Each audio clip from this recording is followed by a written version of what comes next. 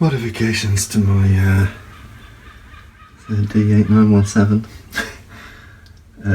de-solderstation, rework station. It has the iron on the pistol.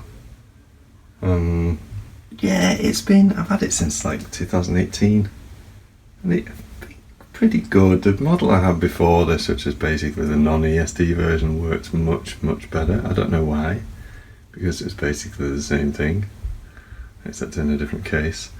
Now there's a few different mods for these, and basically they're the same as this beige de-solder station, which comes with the same pump as this. I've changed the pump, basically that's the main modification I've done, and put it, instead of these two big dropper resistors on that little board I'm pointing at, it now has a proper voltage regulator for the 12 volts for the pump, 12 volts for the fan. I've put a bigger fan on. It's had to go on the outside because there's not enough room on the inside of the case, or on the back, that's where the original one was, obviously.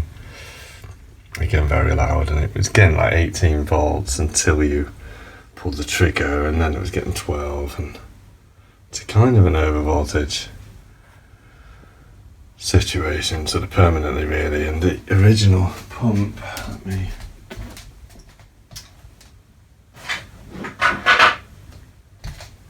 go through. That's the original pump.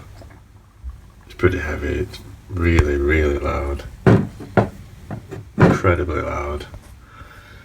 This one's incredibly quiet, so I found this on AliExpress. I just looked for the most powerful, so this physically small one that would go in here. This obviously is smaller, and that goes underneath, and this goes to the side. As you can see, it's a double head pump, so it pulls in here from the de-solder pistol on the front. I put in a little tube inside to go between the different sizes.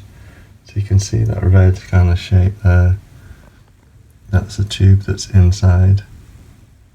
The two tubes going together, so they're different format, you see. They're like, these are bigger, so they're more powerful. So then we've got some tubing from the hardware shop, just like for an aquarium. And so that's going there. It changes size with the little thing that I used to change size, which was, I think it's a cap for the multimeter, you know, to keep when your leads are not in, your probes are not plugged in. They give you a little cap to keep dust out. I never use them. So I cut the end off it and I made a nice little tapered thing which fit in between those two sizes, because that is the size of the other one, it's smaller. This is way more powerful than that one. Maybe time for a noise comparison in a minute, but yeah, really a lot more powerful. Anyway, so it pulls it in there, it goes in here, you can see the arrows are indicating that it goes in this next one, and then it just sort of fires it out there, so that when you pull the trigger, it connects 12 volts from this, which is taking 18 volts from this, making 12 out of it properly instead of across two big resistors. Then it goes to the fan as well and to the pump. So yeah, it works really well. I was able to desolder a component that I'd struggled to do with the original pump, and it did it like both 2 out of 3 it did on the first attempt. One of them put a bit more solder on and it got it on the second attempt. So that, yeah, I was really struggling to get it out with the original pump. And the thing is as well with this pistol, it does get blocking in the tube, so it solidifies here.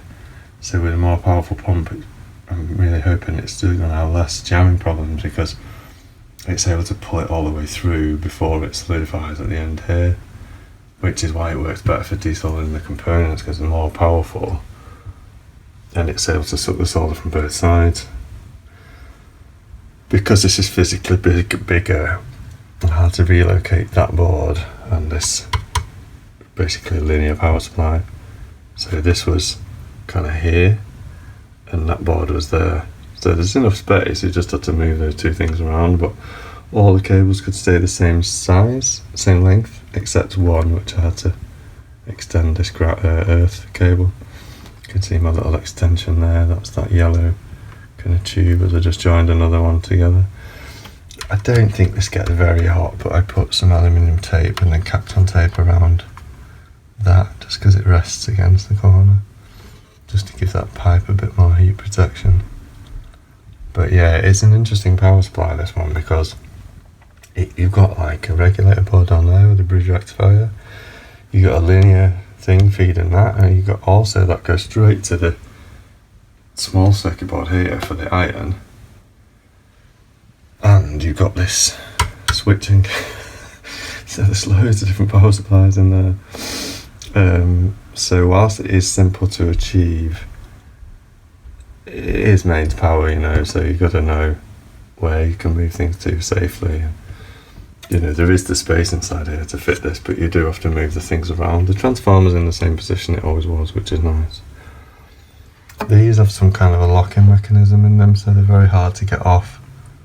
But you can do it with perseverance, and I had to kind of re-squeeze the connectors to get them to have a nice fit again on those. So yeah, all in all, it works amazing. It's so much quieter than the original, and it doesn't have much vibration either.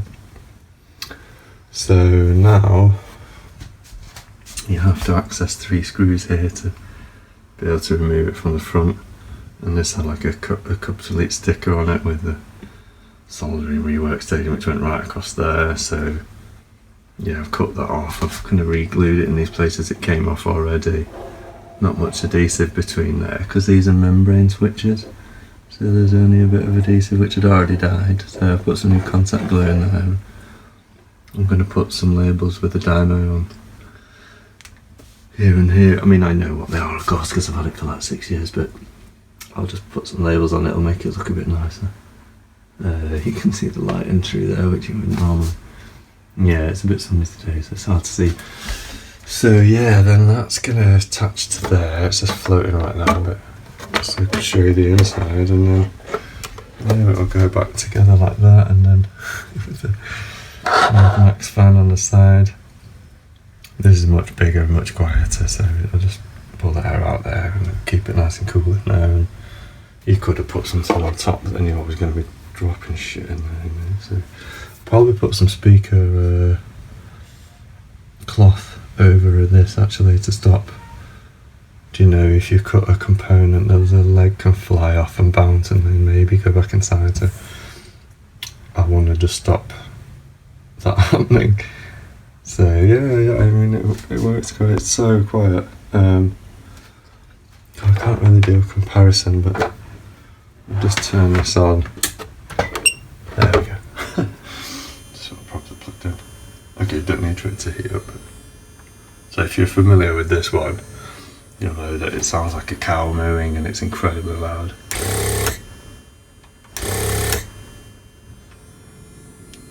Put it close as you can. So that's it, not even closed yet. So. And yeah, it clears the solder way quicker, way better than